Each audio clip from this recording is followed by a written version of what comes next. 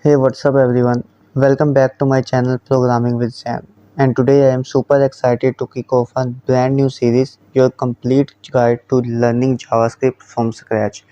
Now, whether you are completely new to programming, this series is for you.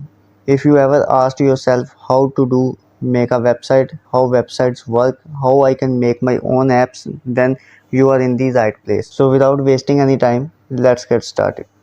JavaScript is the magic behind the scenes of almost every website and web app you use daily. It lets you turn static, boring pages into interactive and dynamic experience.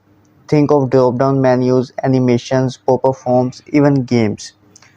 By the end of this playlist, you are going to build a really real world projects and write your own code from scratch. Now let's talk about what we shall cover in this topic or in this playlist. We shall start with the basics. Don't worry, we are going to break everything down and make it easy.